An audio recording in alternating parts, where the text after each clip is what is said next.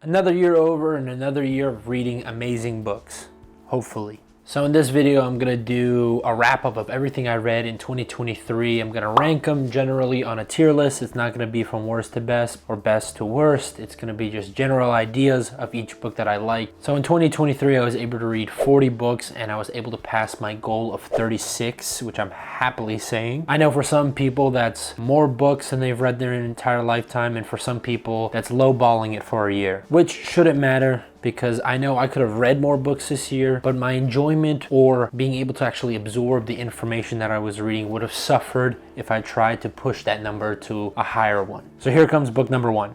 So the first book I read this year was Annihilation by Jeff Vandermeer, and I also read the second book, Authority. Annihilation was a great and fast read. It had all the hallmarks of great cosmic mystery and horror. I would also recommend the 2018 film adaptation. They're both very good. One thing that I noticed some authors struggle with is giving me a scale of something that is way beyond my understanding or comprehension. For example, I know that the universe goes on and on forever, but I don't feel that. And so in a story like this, Jeff Vandermeer did a really good job of scaling the ideas and concepts that just keep getting bigger and bigger as the story goes on. There's some parts, especially towards the end, that take the word cosmic to a whole new level, and it's super chilling, especially that last third of the book. I couldn't put it down. The sequel, sadly, is very much of a disappointment though. Very long, very boring, and the setting and environment is just not as engaging as the wildness of the first book in Annihilation. I think the first book also does the concept of control a lot better. All our characters want control over the other characters, the corporation wants control over the characters, and slowly all that unravels. The second book tries to do the same, and there are some really good parts, especially with this addict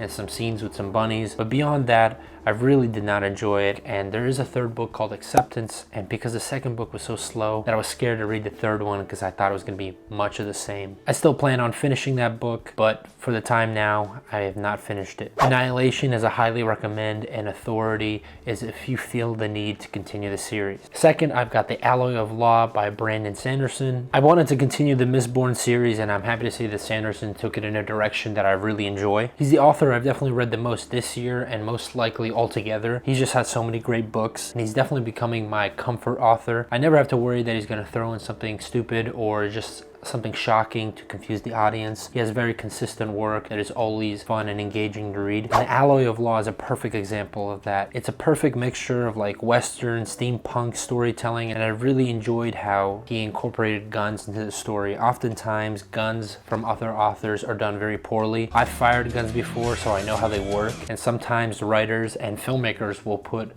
a character running down a hallway and someone shooting directly at them and they'll miss, which just looks really stupid and lazy. But Sanderson is able to incorporate guns into the magic system really well. The characters are never left in impossible situations or situations where I feel like they should have died or at least gotten hit. Alloy of Law definitely feels like a one-off story. There doesn't seem to be much build up to anything larger until you get to the second book, Shadows of Self, which I feel like it takes everything from the first novel and makes it larger and brings much bigger stakes into play. The characters grow a lot more, especially Wax and Wayne, which I really enjoyed from the first book. The second book also takes a lot of the world building from the first series and incorporates it into very unique and interesting ways, and I'm excited to see what the third and fourth novel bring in. Both of these are a good time, and I'm excited to read the next two as well. Next, I've got Foundation and Earth by Isaac Asimov. I've been reading the Foundation series in publishing order, and this is the fifth book in the series. I've got the two prequels left to read, and I would say that this is one of the better ones. It explores many of the ideas from the previous book, and I really like the Trevize character. Something a lot of people don't like in sci-fi is that often characters take a back step to the ideas, and so it's just heavy concept and not much characterization, which sometimes I agree is a bad thing. Something I've noticed a lot more in Asimov's earlier work, but as the ideas grow in his books, I think he does a lot better at putting the characters on the back burner and letting us enjoy the concept. Cheshin Liu also does this in the Three-Body Problem really well, and I enjoy that sometimes. I know that's an unpopular opinion, but I enjoy science fiction where the concepts are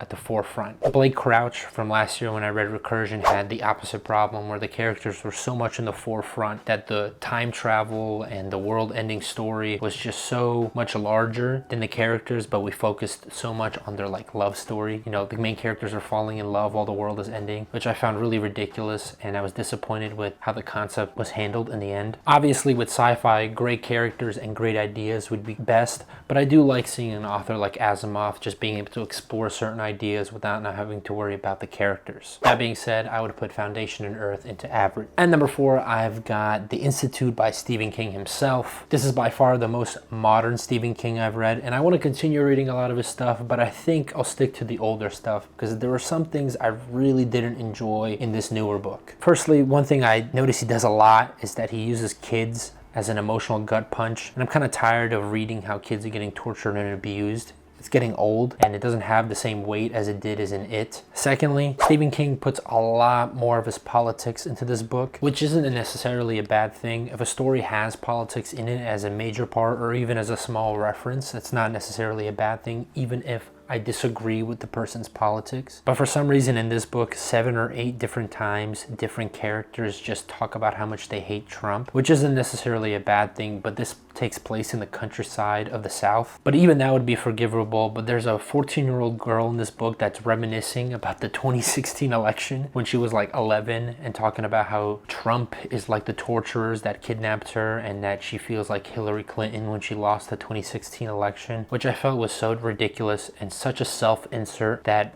I had to stop reading the book. I put it down for a second just because it was so dumb and so ridiculous to think that this 11-year-old girl is comparing her torturers to politicians. If you want to put politics in your book, it's fine, but please at least make it realistic. With that out of the way, I will say the story was nothing new. This is a very Stephen King staple, but it lacks the passion I feel he had in his previous books that I've read by him. His older stuff just feels like it's more polished and more out there. The best part about this book wasn't even any of the supernatural stuff or any of the horror stuff. It was a guy who does something called the Night Knocker in a small town. That was my favorite part, and it's only at the beginning and the end of the book. So I will say, if you're a fan of Stephen King, you'll probably still like this, especially if you're able to ignore the politics, but I'm gonna have to put this in with conditions. And number 5, I've got the second major work by Brandon Sanderson, the Stormlight Archives, that I read this year, and I got pretty far into it. I read The Way of Kings, Words of Radiance, Oathbringer, Edge Dancer, and Dawn Shard. The only one I'm missing is Rhythm of War. I'll try to be short. These books are pretty thick and they've got a lot in them, but I don't want to take up too much of your time.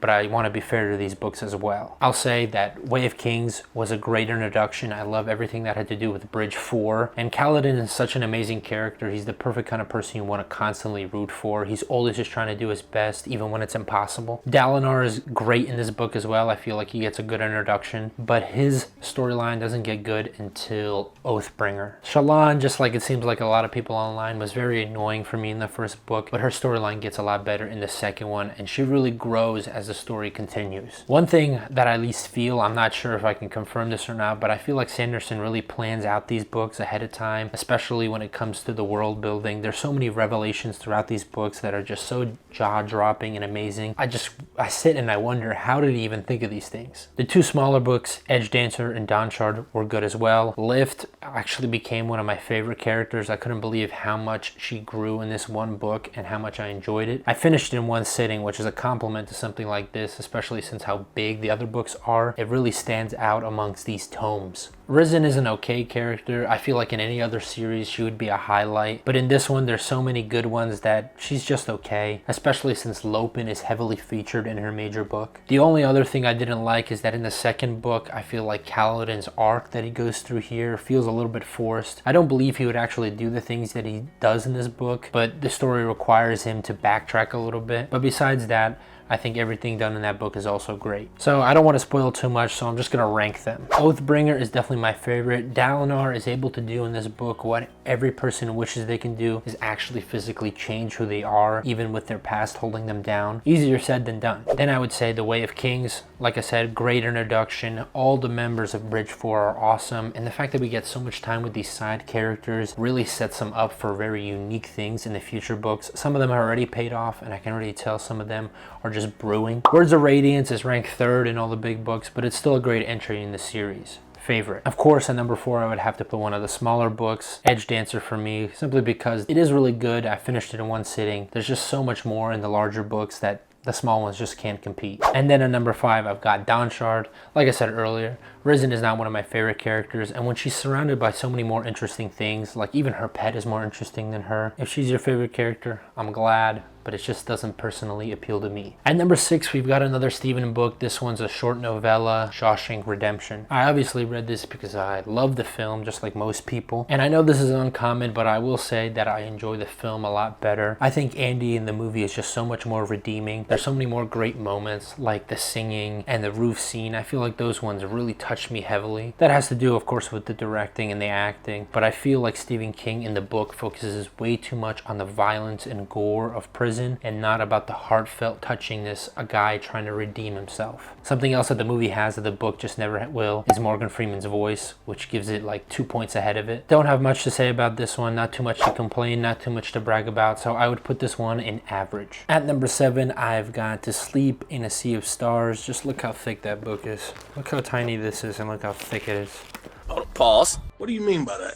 This is by far the most modern sci-fi I've read, and they just throw everything inside of this book. I don't think they left a single science trope out of it. I really like the first half of it. It's just gut punch after gut punch, but somewhere in the middle it like switches genres. I really enjoyed the initial horror elements of it, but then it switches to a ragtag team on a mission kind of book, and I just did not enjoy it as much. Especially since at the beginning of the book, every little mistake that our main character makes results in some major consequences, usually in a lot of people dying. The second half of the book had none of that.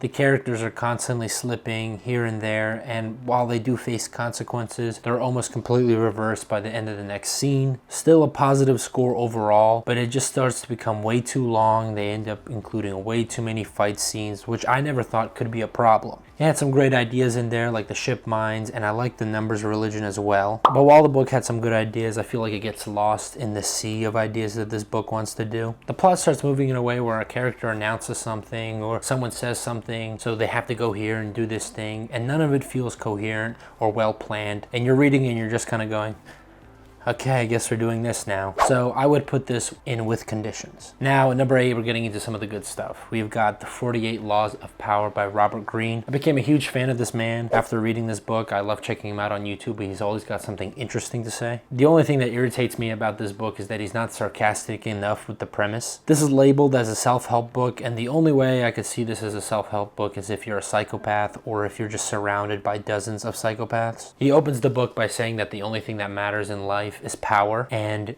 gaining it by any means is the way to live your life. And while I do think certain people do live like that, I don't get a sense that Robert Greene lives that way. So he's clearly lying when he says this, because he doesn't perform it in his own life. And secondly, if he really thought that power was the only way to live life, he would have mentioned a lot more evil people that exist in the modern world, namely one man with a really famous mustache. But of course, I think his goal wasn't to teach people how to be evil, but how to play the game of power and how not to be manipulated by other human beings when they try to use it on you. While reading this, I noticed in certain chapters that people have done these things to me, where they've manipulated me or try to get me to do what they wanted to do by using some of these rules. They probably weren't even doing it intentionally, but it's nice to know now ahead of time. Not all the rules are inherently evil or immoral, but I do feel a lot of them fall into categories where it's like, yeah, you could do this and you can make some money, but is it really worth selling your soul? Would recommend this simply because it is so informative. He talks about so many different historical figures that I've never heard about,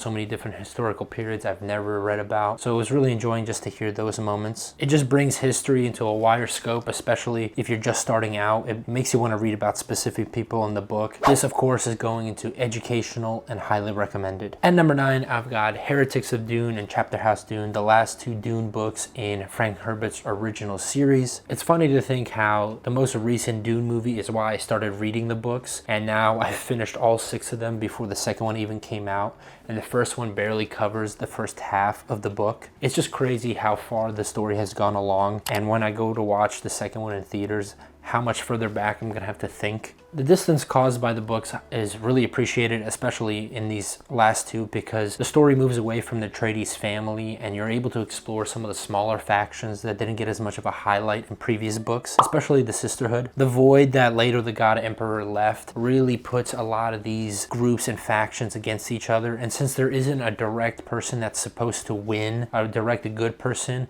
you're not sure where the story could go. One thing I just do not like is that the Duncan, Idaho character keeps popping up, and I think he's just overused by the end of the series. Miles Teg was also a surprising character that I didn't think I was going to enjoy as much, and he really is a perfect blend of the psychology of the Atreides and the philosophy of the Sisterhood. The Honor Matres is a great new faction, and I think they contrast well with the Sisterhood. A lot of the things that they mentioned earlier on in this series really comes to shine through in these last two books. Definitely would check it out if you're reading beyond book 1. I would say these both are a good time.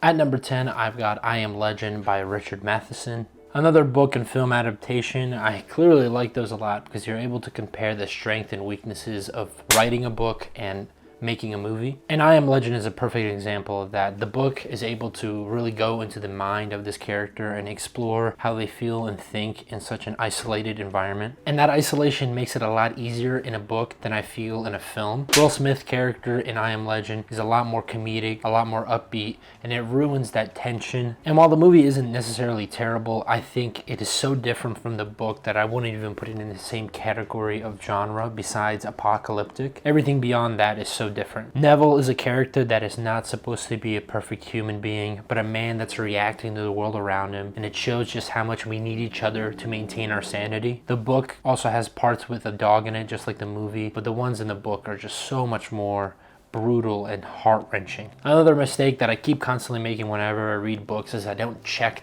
when it was originally released. I think this was released in like the 1960s. So while I was reading this, I was like, why doesn't he just go do this or go do that? And it's so interesting to think that, oh, people literally just couldn't do that back in the day. So that's my recommendation. If you're gonna read a book, check when it was originally released. Matheson, he's also a horror writer, and I love how much contrast he gives to Stephen King, which is really the only horror writer I've read ever. And I really like the different taste he gives to the genre. This is slowly turning into a Stephen King hate video, and I haven't even gotten to his son yet. The main story of this book was I Am Legend, and it had a bunch of short stories attached to the end. Some of them were okay, some of them were not good at all, but overall I would avoid the short stories and stick to the main one. I Am Legend was a great read, and I would put this in my favorites, but if you had to include the short stories with the book, I would just put it with conditions.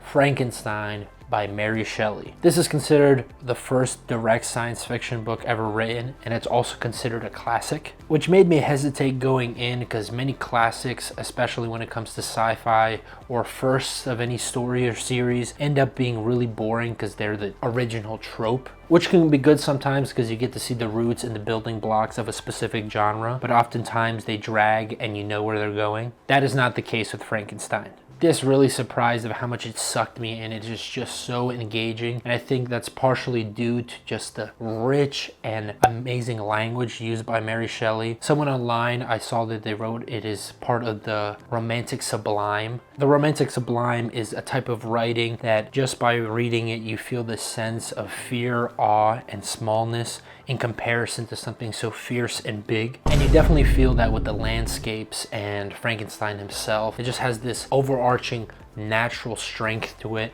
If you're hesitant to read any classic literature, I would start with Frankenstein. It is so much more than the photos and videos and movies you've seen about it. Frankenstein, as many people know now, is not the monster itself, but its creator. It explores ideas like the arrogance of mankind, whether God should be the only one who can create life, and how the people around us is what gives us an anchor in this world. I think there's also a very clear correlation between the monster and modern AI. It's something scary and creepy, and how a lot of people want to destroy it before it destroys us. But much how the monster in the book is already created and out of the bag, AI is very similar to us in the real world, and we're gonna have to deal with its consequences. One thing that was also really strong in the book is just how much empathy you feel for the monster. And it feels bad even calling him a monster. The book never gives it a direct name, and you feel so much empathy for it because all it really wants is to be cared, to be loved, and to feel normal. Overall, this was just such a surprising read for me. I felt so much for the monster. I felt so much more for the main character, and I love that